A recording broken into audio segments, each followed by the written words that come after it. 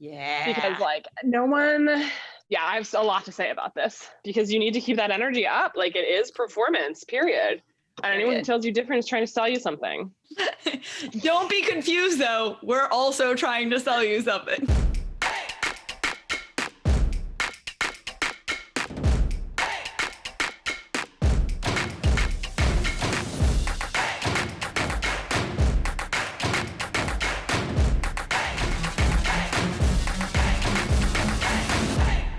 Welcome back, marketing nerds of the world. It's time for another episode of HAMYAW, and today we want to talk about performance. Basically, the experience during a launch cycle when you're selling your stuff, when you're showing up, when you're doing it live, that you're bringing an element of energy, an element of theater, an element of excitement that you may not necessarily feel in your day-to-day, or it may be something that you feel like you have to sort of turn on as you show up to do the Instagram stories, to write the emails, and to move the sales process forward. The reason why I want to talk about that is that there's sort of a split between this idea of authenticity is showing up exactly as you are. So if you're in the middle of a launch and you're tired and you're stressed out and you don't really want to be there today, maybe you just get on Instagram stories and talk about that.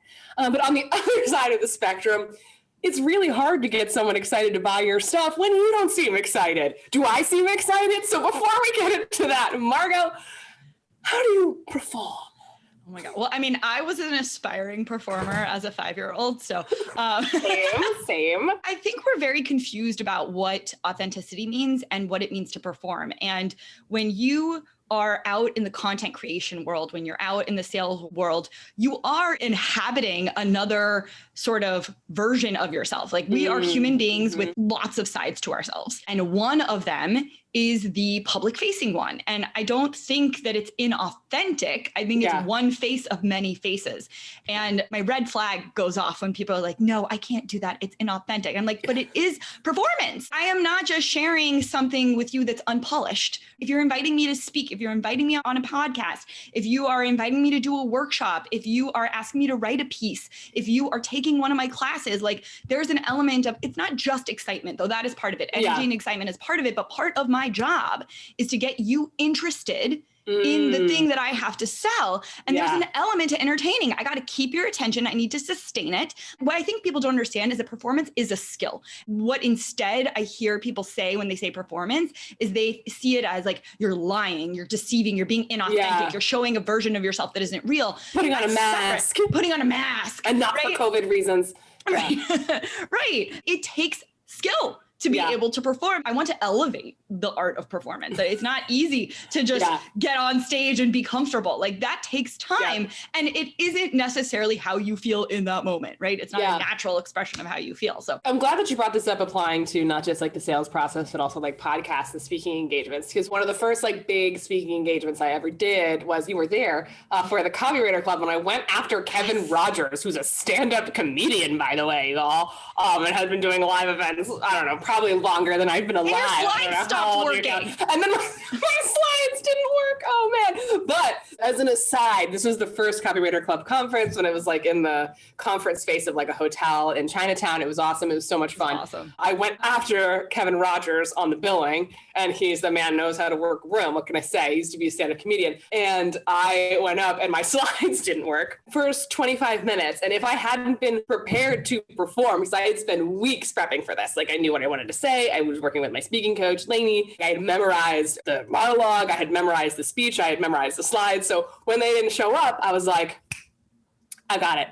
Let me just do this. And I was just able to recite from memory the conversation. And then exactly when the slides came on again, I knew what slide I had led up to. So I was able to find that. I was like, go, go, go, stop. Okay, back to work. So I think that that's part of the performance angle of sales, is being prepared and knowing what you're going to talk about, which is so important, because if you get caught unawares, caught with your pants down, you want to be able to just continue the conversation as opposed to standing in front of the room like, how you doing today? I do understand where people get concerned and maybe averse to the idea of performance in the sharing of information, because you don't necessarily want to come across as somebody that you're not, right? You don't want to be this super excited, high energy character when in reality, you're pretty calm and you're pretty straightforward. But what I think is so important is that, first of all, entertainment is part of how we consume information and maintain it.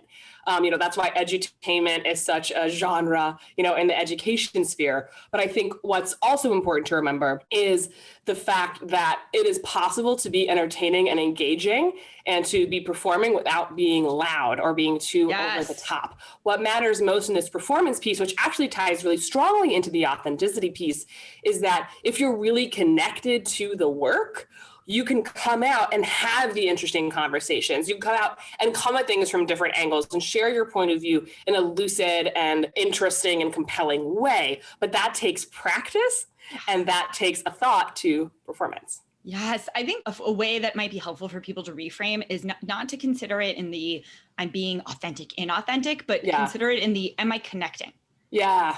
How can I best and most effectively facilitate connection in this moment, whether it's a podcast, whether it's a speaking gig, whether it is your launch sequence and how you come off in tone via email or in your Instagram stories. Like, I totally understand and relate to that feeling that you need to be something that you're not. Like, if I'm not feeling the hype and it's like, no, I got to be really excited or it's not going to work. Like, that's actually not true. First of all, it's not true that you need to be excitable, but it is true that you need to bring energy and connection, and you need to make the case, right? Like you need to go to town on this thing. I experience this a lot also as somebody who, as we've talked about several times on the show, I do a lot of selling and content creation on Instagram stories. And especially when I'm in the middle of a launch, I need to be showing up in some way, whether it's text, whether it's me on video, whether it's me just like sharing cool stuff. I need to be showing up every single day, having the conversation. And I sell, especially with my power position coaching, I sell that quarterly. So every 3 months, I'm all up in your face on Instagram stories talking about exactly the same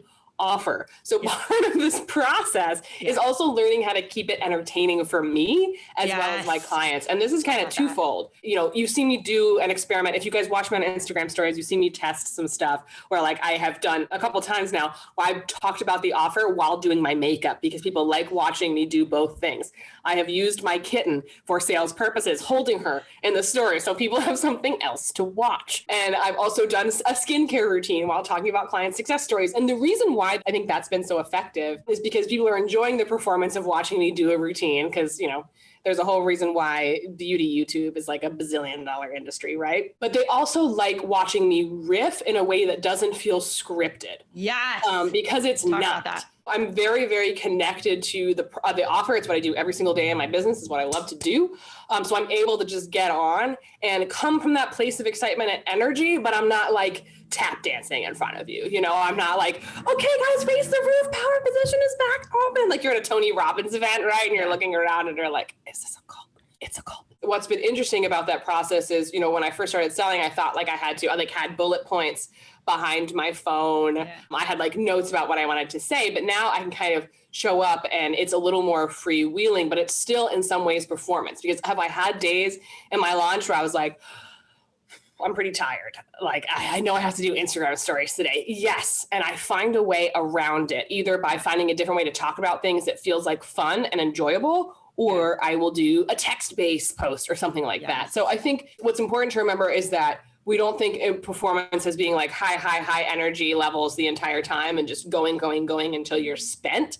But I think thinking about the launch conversation, things about talking about your work, when you're doing events, when you're being featured and interviewed, thinking about it in some ways as a performance and not meaning that you have to crank it up to 11 all the time, although we encourage you guys to do that too, but to be deeply connected to the work and be confident in talking about what you love about it. Yes. Because this is the opposite of imposter syndrome, y'all. It is not confidence, it's love. Being able to look at the offer, what's exciting you about it, what thrills you about your clients, what gets you like so stoked about the process, what do you geek out about? Like you want to bring all of that to the performance, and that is also where the authenticity lies.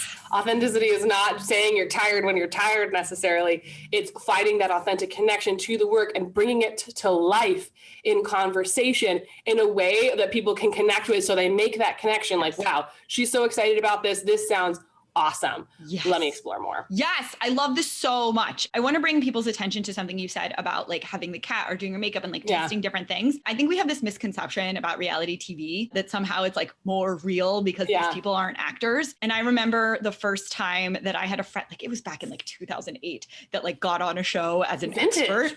And I know, vintage. But I remember the amount of little things I hadn't considered, like getting permission from certain restaurants to be able to film there. The fact that there's a lighting crew and a sound crew and all these people that are like literally, what is the Schrodinger's cat? It's like, you don't know, it's affecting the outcome. Their presence there is changing the dynamic. So you can't actually know. And then of course you have people like, if something doesn't film, you have to do it again. So even if it was realistic and authentic the first time, if it didn't get, you know, audio that time, you have to do it again. And so in thinking of that like our conception of reality is already being kind of warped, how people are responding to you. So you are creating the illusion to some degree of this is me being a real person and then actually being a real person, right? So like both of those things are true. So here's where I'm going with this. My background, right? So how many times have y'all written in and been like, Margot, fix your background? But like you sit here and wax poetic about authenticity, and authentically, I was in my kitchen, right? Authentically. Busted. But it makes a difference, right? It makes a difference to your experience of our show. You would judge this positively if I had a bookshelf, right? And like a poster of someone, and then like maybe a framed front page news story. I don't know, but like, I'm not gonna sit here and pretend like those things don't matter, right? That's not authentic either. So playing dumb about what cultivates connection and what influences people's perception of you and their ability to take in your information. Unfair to the people you're trying to reach, and it's disrespectful to the information that you're trying to convey. I don't know if any of y'all have ever read A Cognitive Psychology of Media. Yeah, exactly. Totally. You haven't because it's boring with a terrible cover and poorly written and never marketed, right? But you've read Trust Me, I'm Lying, right? Because you follow Ryan Hull. It's the same shit, right? But you didn't read the boring one, did you? And so, why is that? So like, I'm just tired of people downplaying performance. And I do think it's a perfect example of the Dunning-Kruger effect, which is we have a bias where people with lower ability tend to judge something as like, oh, I could do that. Like you look at modern art and you're like, he just drew a line. It's also me watching like dancers on YouTube and I'm like, totally, I could not do that, y'all. I could not do that at all. But I think you're raising a really interesting point, especially about your background, which I love, by the way. This is an Essie original, folks, on her right side in 2 places. I think that another piece of this, which is so funny, and the irony of it all is that part of this performance piece, part of you having the background is living up to client expectations and customer expectations and reader expectations. You have a certain idea of how 2 lovely lady marketers with a YouTube show should look and what their backgrounds should look like if we want to be official YouTubers. You know what I'm saying? So I think that maybe, but it would be, I think, a different show if you look at our first episodes and you look at like our lighting, for example, and our sets. Like a part of me is like, oh my God, who let us do this? But it was fine because we were just starting out and getting our sea legs. But the longer we've been around, some of y'all are getting impatient for Margot to have an official YouTuber background. Why is that? Is it authentic? Is it authentic for her to create a background just for y'all? No, I think that this is the cross section because this is where we have to exist as people in the public eye and as marketers. We have to understand the intersection between like customer expectations and between the people that we are. And this is the key. And that's actually the most difficult part. And that's where you get that sweet spot where you are engaging, where you are intriguing, where you are talking about things in a way that you're nerding out about and it makes someone else excited to nerd out about it. But it's not quite the that you think about when you think about performance, but that's the spot you're performing for, where you're meeting client and customer and audience expectations, but you're also bringing your own takes, opinions, and ideas to the table in a way that fills you with energy and that you're excited about. Yes, I love this. I'm reminded too of some things that I have some actor friends who have shared that like acting is not real. Like I'm not actually sad in the moment that you're seeing me crying on stage, but that is part of the power. And so it's inherently deceptive to that degree, but it's also communicating a truth, right? A human truth. It's got a message, it's got a purpose. It's being done deliberately, not for the sake of deceiving you or putting on airs, but for the sake of conveying something bigger. And so I think what you said earlier about the antidote to imposter syndrome not being confidence, but love, that is such an important point here, because I think that when you think about performance more as a skill, a skill of turning pro, part of leveling up, part of accepting that if someone pays you to go and speak, you cannot show up on stage and be like, I'm just not in the mood right now. People do that. I'm not feeling authentic. And then people are going to be like, she was so brave. No, you weren't. No, you weren't. That's not brave. You know what's brave? Showing up, doing the show. Doing it anyway. Amen. And this also kills me when I go to conferences too, because you have people who are like, okay, I'm reading from my slides and I'm just going to talk. And then the minute you get someone up there with a little bit of performance chops, everyone sits up. I have watched some of my videos where I'm trying to be authentic, right? Well, I'm not trying. I'm just like talking to the audience. Now you should talk to them like people, but there are times where I'm like narrating and being like kind of cutesy. And I look at it on stage. I'm like, you're being annoying. They're just waiting for you to get to the point. They're sitting there thinking, what's in it for me? They don't need to know why you were running late. Stop it. It's self-involved. It is. And I think what was actually really exciting for me on the last sort of launch that I did is because I had a couple of my clients who are already in like my program Power Position, and they're like, oh, it's launch time. It's Power Position TV. I can't wait to binge. And I was like, this is the dream. You know, you want it to be entertaining. You want it to be something that people enjoy watching, even if they're not really a customer yet or even planning to be, so they can get to know you and know what you do. And I also had somebody, because I'm not a natural teacher, I've had to put a lot of work into being a good teacher, but I had one of my students liking it to, instead of watching me give a lecture at the front of the room, it was like watching a sports announcer. And I was like, yes, this is the energy I'm trying to bring. I'm comfortable doing that because I'm a very high energy person naturally. I don't know if you guys could tell, but that doesn't have to be it for you. But keep in mind that people aren't just attracted to what you do and what you say. It's also your flavor. It's also the experience of you, which often can be mistaken for performance if you find that you have to get on a day you're not really feeling it and turn it on a little bit. That's just part of the process and frankly part of being an adult. But I think that having the conversation about like, it's not inauthentic to like have a cup of coffee before you start to write an email or talk about your offer or have a sales call. But I think where we can bridge into the inauthenticity is actually not something that damages your sales numbers, but it damages you. Because if you feel like if you're not a high energy person, but everyone else is showing up that way, so you feel like you have to, that's just going to hurt your results because you're not going to be able to show up that way consistently.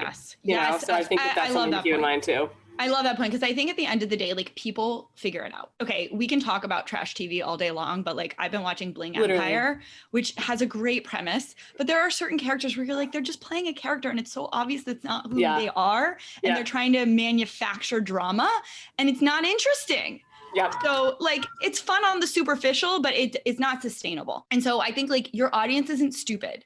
Right? You don't have to be something you're not, but you do have to be able to turn it on, whatever on means to you, right? So if you're not high energy naturally, you could still turn it on by being articulate, being thoughtful in your language, doing something with your tone or with your facial expressions or connecting or what Hillary was saying about kind of engineering your background to be taken seriously, like things like that you need to do. I think like the takeaway I would have here for people is to not poo-poo on performance, but poo-poo on deception. Yes, there we go. We always poo-poo on deception here. Always. On the show. If you're not excited, don't be excited, but then don't sell that thing. Stop selling that thing if you're not excited to sell it. And that's also not to say that you're going to be in the middle of a launch for something you love and you're just kind of tired because maybe you're tired and you didn't sleep that well last night. Right. I think that if we're talking about how to think about how you're performing and what you're bringing to the table too, is just, again, by connecting to what are you excited about? What do you love about your point of view? What do you love about the experience of working with you? What do you love about what it is that you're selling or thinking or talking about that day? And that's going to help you connect to that energy that's going to make you more engaging, not necessarily super hyper, but more engaging and comfortable showing up and talking and riffing and being you in a way that's going to make people excited to learn more from you. Yes, I love that. Okay, so to sum up, I love this reframe from thinking about performance as deception and inauthentic to thinking about it as engineering connection and engineering engagement. So it is a tool in your arsenal to cultivate that connection and that engagement from the person you are trying to reach, and as an advocate for your content and an advocate for your ideas and the messages that you want to get out into the world and to reach people. And so don't underutilize the tool. And don't hate. Underutilize it. Yeah, and don't hate. You can show up any way that you want. But again, if you're going to get up and be like, hi guys, I'm really tired today, so I don't really want to sell this, but sign up. Guess what's going to happen, guys? It might be the most authentic thing you say that day, but is it going to get the results that you want? It's also inauthentic, though. Can we just make that argument for a second?